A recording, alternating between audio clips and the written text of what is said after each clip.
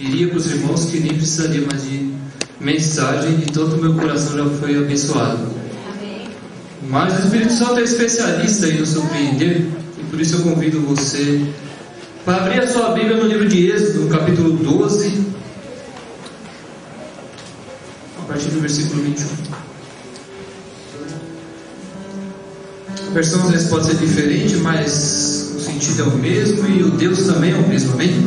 A partir do versículo 21, capítulo 12 de Êxodo, ele diz assim: Então Moisés convocou todas as autoridades de Israel e lhes disse: Escolham um cordeiro ou um cabrito para cada família, sacrifiquem-no para celebrar a Páscoa.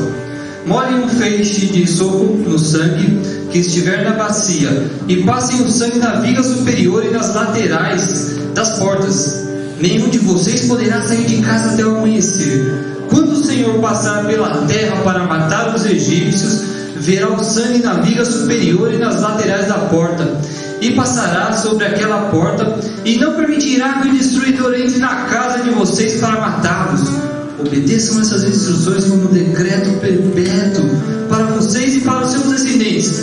Quando entrarem na terra que o Senhor prometeu lhes dar, celebrem essa cerimônia. Quando seus filhos lhe perguntarem: o que significa essa cerimônia? Responda-lhes: é o sacrifício da Páscoa ao Senhor, que passou sobre as casas dos israelitas no Egito e poupou nossas casas quando matou os egípcios.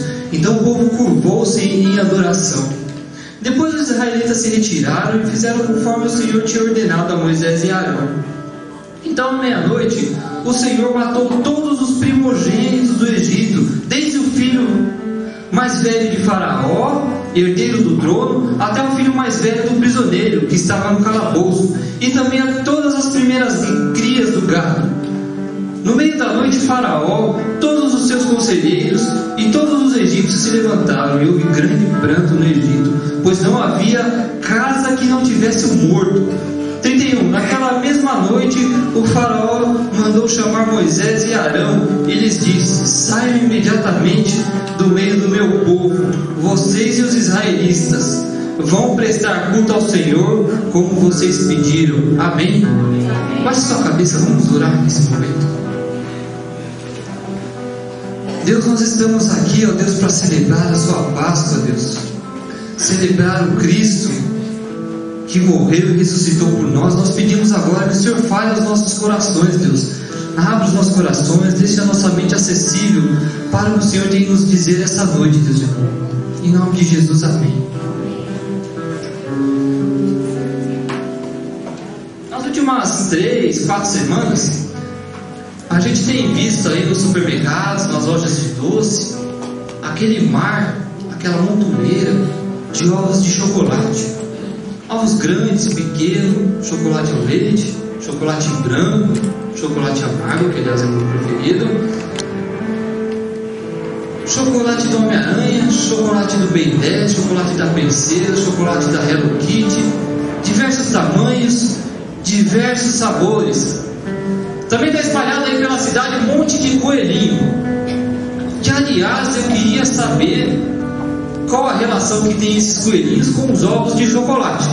Até hoje ninguém me deu uma explicação que me convencesse que há uma relação entre os dois. E também queria uma explicação da relação dos dois, do coelhinho e do ovo de chocolate, com a Páscoa, que até hoje também ninguém me deu essa explicação. A Páscoa, que é uma cerimônia, uma festa, uma comemoração religiosa, uma comemoração religiosa dos judeus e dos cristãos. Eles comemoram de formas diferentes, mas é uma comemoração religiosa. E os não judeus e os que também não são cristãos vão comemorar sua Páscoa do seu jeitão. Mais um feriado prolongadão, curtição, bebedeira, vamos pra praia, vamos extravasar, vamos descansar, vamos curtir a nossa Páscoa, o nosso feriado. Porém, a celebração da Páscoa é somente para aquele que crê que a salvação vem do Senhor, somente para aquele que acredita que a salvação vem do Senhor. Então, chocolate e coelhinho não tem nada a ver com a Páscoa, o que é essa tal de Páscoa? Então a gente precisa voltar um pouquinho lá para o nosso texto que a gente acabou de ler, para a gente poder entender um pouquinho o que estava acontecendo ali. Ali está o povo de Israel, escravizado no Egito, preso ali no Egito, escravos.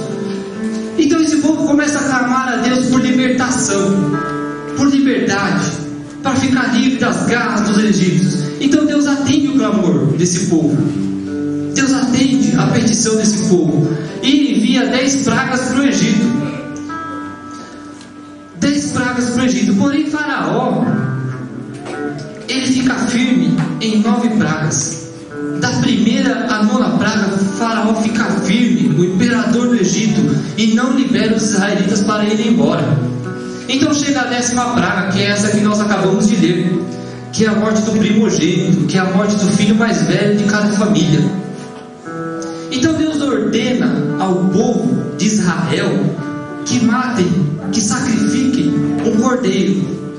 Esse cordeiro ele deveria ter cerca de 1 ano, ele deveria ser perfeito, não podia ter manchas e ele não podia ter defeito nenhum, precisava ser macho também. Então você precisaria sacrificar o cordeiro, o povo de Israel, e o sangue daquele cordeiro precisava ser passado no batente da porta, do lado assim no alto, na viga, e do outro lado também. O sangue do cordeiro precisava estar passado ali na porta, para a noite, quando o Senhor viesse, a morte viesse, então a morte passaria pelas casas dos egípcios e veria que não há o sangue do cordeiro ali. Então ela entraria ali e mataria o filho mais velho de cada família. Porém, quando ela visse o sangue do cordeiro na porta dos israelitas, ela passaria por cima, pularia essa casa, passaria por cima. O Pesach, a Páscoa em português. O passar por cima significa a Páscoa em português. Importante a gente saber que o sacrifício do cordeiro é que fazia a morte passar por cima da casa dos israelitas. Aí você vai falar para mim, mas tudo bem, eu não sou judeu, isso aconteceu há um tempão de anos atrás, não tem nada a ver comigo. Isso é Páscoa dos judeus, eu não sou judeu, não tenho nada a ver com isso. É verdade, você não tem muito a ver com essa Páscoa dos judeus. Mas me parece que no decorrer dos anos essa história vai se repetir de uma forma muito familiar para a gente. Me parece não tem uma raça escrava. Uma raça que aliás está escravizada muito antes dos egípcios serem escravizados, dos israelitas serem escravizados pelos egípcios. É a raça humana. A raça humana ela é escrava de algo chamado pecado. Algo chamado pecado. Em determinado momento da história da humanidade, Deus decide se tornar homem e vir habitar no meio de nós. Deus se torna homem como um de nós, como eu, como você, e vive entre nós. Ele come entre nós, Ele convive entre nós, e essa sua convivência foi perfeita, foi sem manchas, sem defeitos e sem pecados. E esse Deus homem, esse Deus que se torna homem no meio de nós, por amor, decide se entregar por sacrifício para nos fazer livre da escravidão do pecado e nos dar uma nova vida. Esse Deus, homem no meio de nós, é o Cordeiro de Deus que tira o pecado do mundo. Assim como nós tínhamos um cordeiro lá no Israel, que foi necessário sacrificar para a libertação da escravidão desse povo, agora nós temos o Cordeiro de Deus, que é sacrificado por nós para nos fazer livres do pecado e nos dar uma nova vida. Da mesma forma que o Cordeiro foi morto e o sangue do Cordeiro foi passado no batente da porta dos israelitas, no batente da porta do meu coração está o sangue do Deus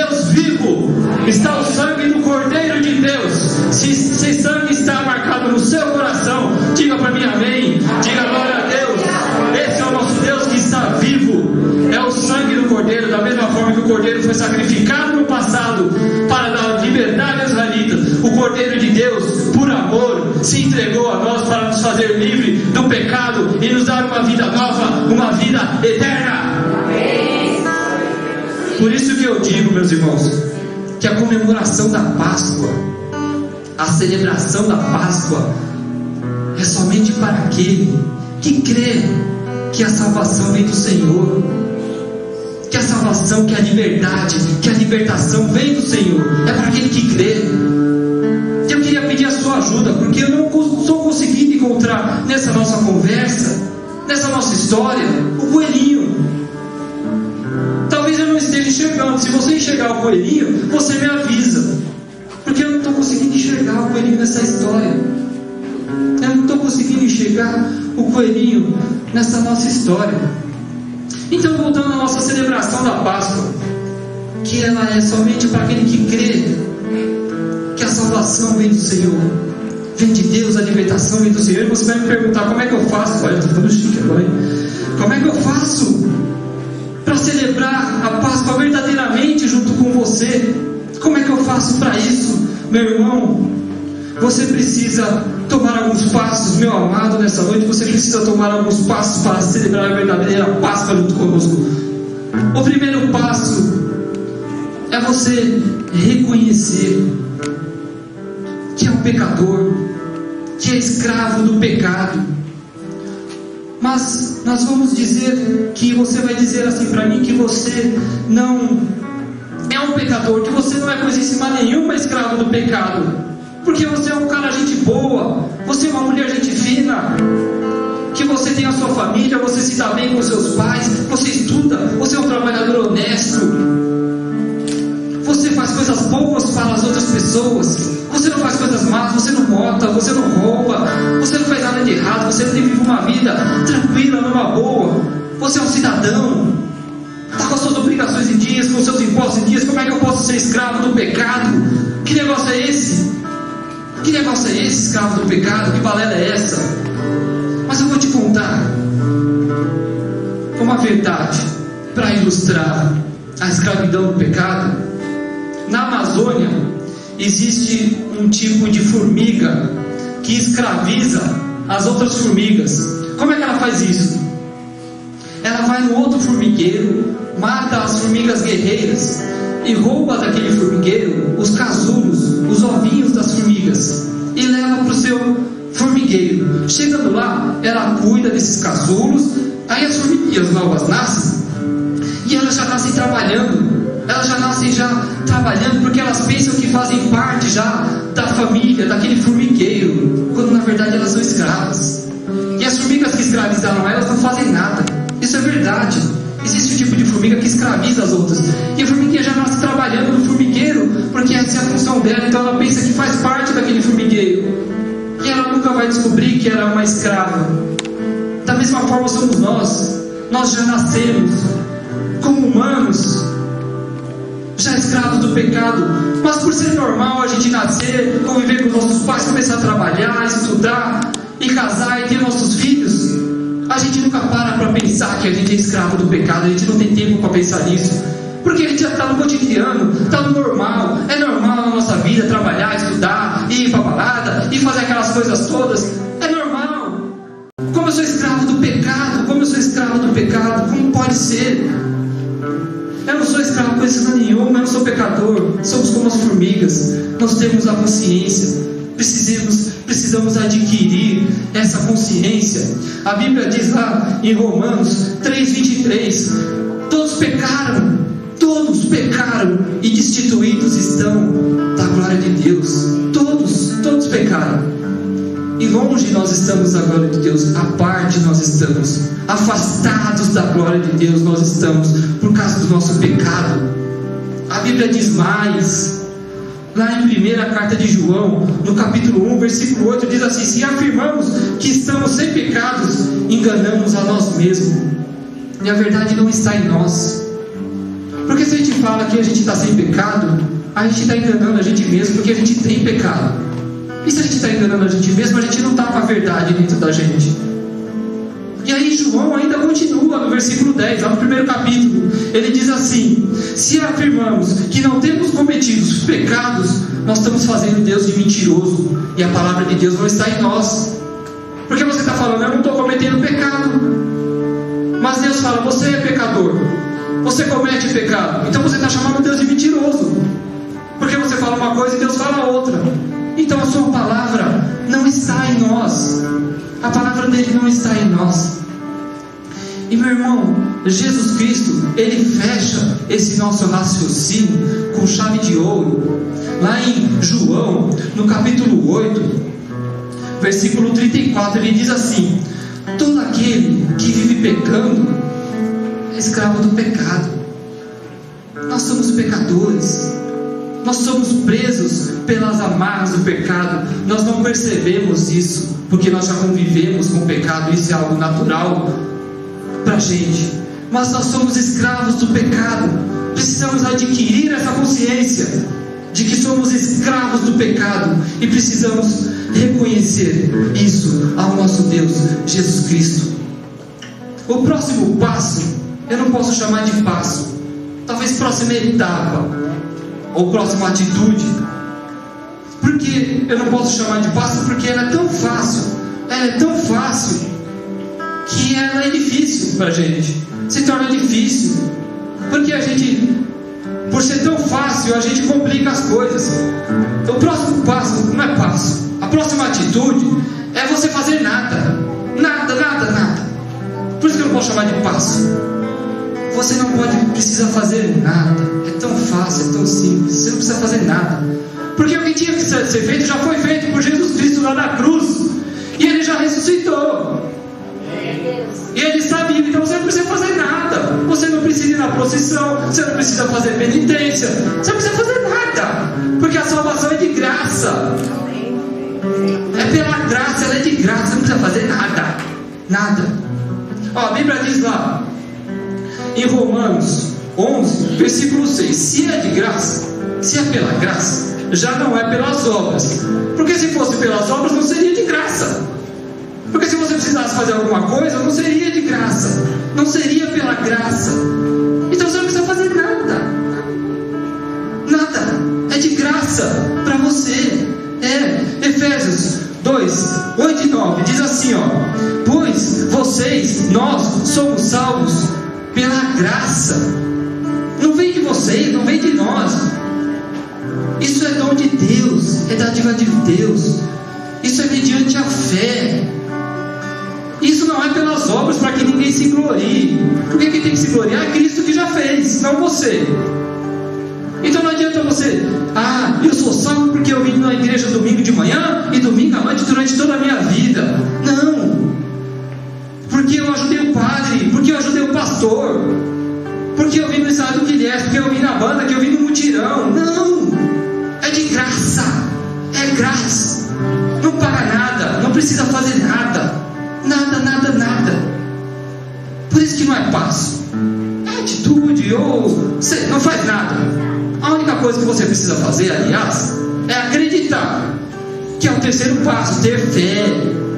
Acreditar que Jesus é o Cordeiro que tira o pecado do mundo, que te salva, que te dá vida nova, que morreu por você para você ficar livre da escravidão do pecado. É nisso que você precisa crer, acreditar, ter fé.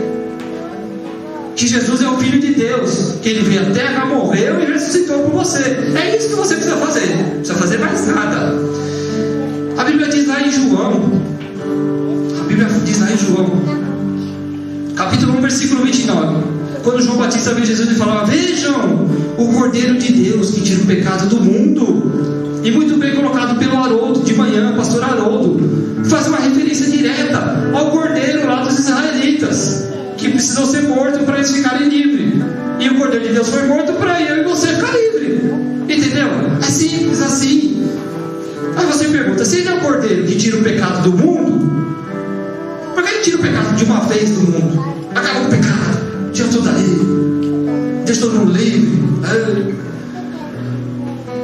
Porque Deus não fez eu e você máquinas.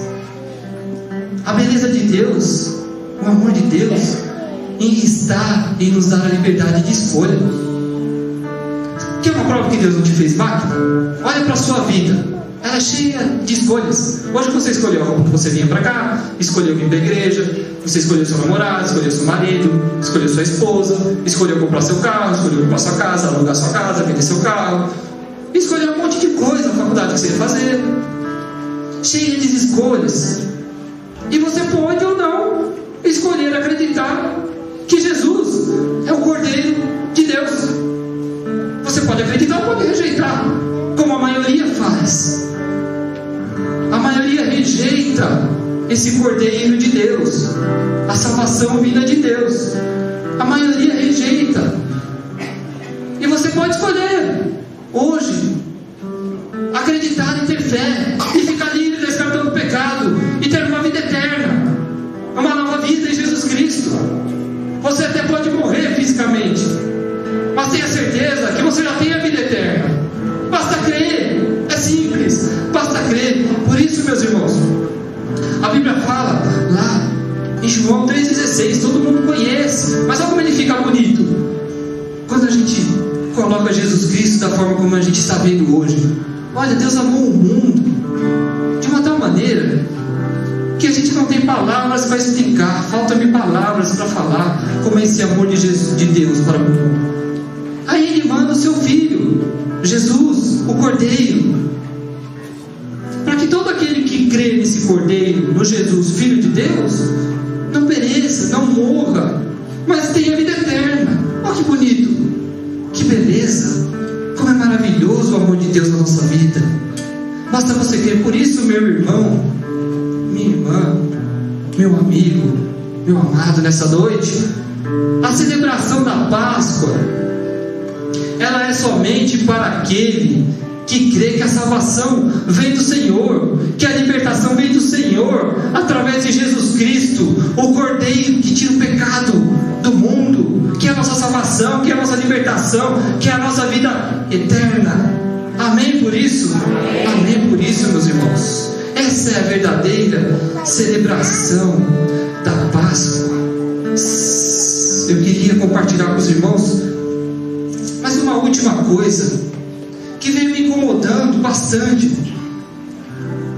durante esses últimos dias, quando nós estávamos falando de Páscoa, comemorando Páscoa, e ouvindo a rádio Band News FM, tem um colunista lá que é o Salomão Schweitzer, e ele falou essa semana sobre a Páscoa. Ele falou sobre a Páscoa judaica, sobre a Páscoa cristã, e ele comentou algumas coisas, algumas singularidades, algumas coisas que acontecem na comemoração da Páscoa judaica, que ela é feita em família, que os pais e os filhos se reúnem em torno de uma mesa e relembram o memorial da saída deles do Egito.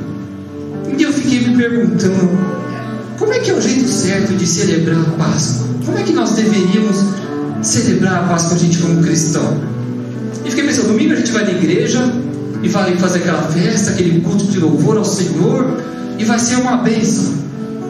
E realmente eu acho isso uma bênção, uma alegria estar aqui, as danças, os cânticos, tudo Deus tem falado aos nossos corações.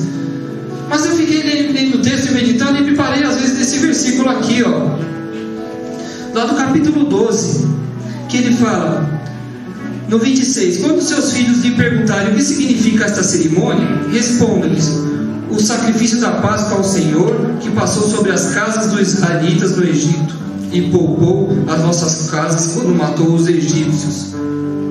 Bem disse o pastor Haroldo de manhã que não devemos mais usar no Antigo Testamento ao pé da letra, mas os seus princípios éticos e morais são eternos para nós. E fiquei meditando sobre isso. E como é que e fiquei pensando, talvez a forma que as famílias judaicas se reúnem em suas casas para celebrar a Páscoa, como é que nós estamos nos reunindo em nossas famílias, nas nossas casas, para celebrar a Páscoa? E eu pergunto para o irmão, será que o irmão parou com o seu filho, com a sua esposa, com o seu marido, com a sua família, um minuto, seja no sábado, na sexta da Páscoa, ou hoje mesmo no domingo, e ceiou com ele, e orou e falou assim: Jesus Cristo, obrigado porque o Senhor morreu por mim e que o Senhor ressuscitou. Hoje é domingo de Páscoa, ou é sábado, ou é Páscoa de uma forma geral, e nós estamos aqui lembrando do Senhor. Será que fizemos isso com a nossa família? Será que passamos para fazer isso?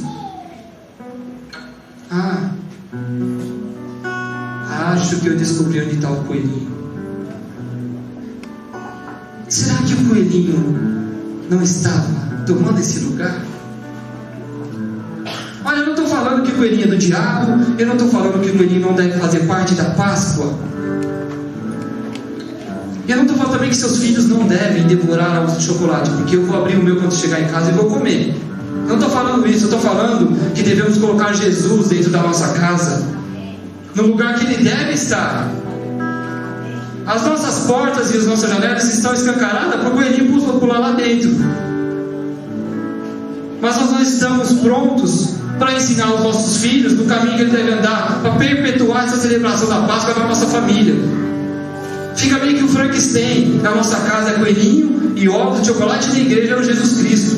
Por que o Jesus Cristo não está dentro da nossa casa? Hoje de manhã minha esposa tomou um susto comigo, porque eu acordei 7 horas da manhã, não costumo fazer isso, e muito menos ir para a padaria comprar o pão. E o que você vai fazer? Vou comprar pão. Mas você não come pão? Mas hoje eu quero comer pão. E acordamos e de manhã pegamos o pão, tinha um pouco de suco de uva, nós colocamos o suco de uva e repartimos o pão, lemos a passagem da ceia e ali falamos: Jesus, obrigado pelo seu corpo que por nós foi dado e pelo seu sangue por nós derramado. Hoje de manhã nós estamos aqui lembrando de Ti, pelo que o Senhor fez por nós. Que alegria, irmão, fazer isso. Que alegria fazer isso. Que prazer fazer isso. Que prazer foi colocar o coelhinho no lugar que ele tem que ficar, e colocar Jesus Cristo na minha casa, aonde ele tem que ficar. Eu peço para o irmão: coloque Jesus Cristo na sua casa, no lugar onde ele tem que ficar. Reúna a sua família. Hoje você vai sair daqui e ainda dá tempo. Eu sei que você está doido para ver a última música do Pilés, mas quando você sair daqui ainda dá tempo de você reunir a sua família. Coloca ali em volta da mesa, ore com ela, celebre, faça isso uma alegria, um cotidiano da sua vida. Essa memória que Jesus Cristo morreu e ressuscitou pelo nosso pecado, nos deu uma vida eterna. Que isso esteja proliferado em nossas famílias, que isso esteja infectado com uma coisa boa em nossas famílias. E aí a gente vem na igreja e faz essa festa toda aqui, celebra a Deus. Como é bom estar aqui celebrando a Deus, cultuando a Deus, aquele que morreu e ressurgiu por mim e pelos nossos pecados. Amém? Amém, amém, irmãos. A verdadeira Páscoa é para aquele que acredita, para aquele que crê que a salvação vem do Senhor, através do Cordeiro de Deus, Jesus Cristo, que morreu e ressuscitou pelos nossos pecados, nos dá uma vida nova, nos dá a vida eterna e nos tira da escravidão do pecado. Amém? Amém. Deus abençoe, meus irmãos. O novo coronavírus não vê raça, também não vê nacionalidade e nem idade. As pessoas afetadas nesta pandemia merecem todo o nosso apoio, compaixão e respeito.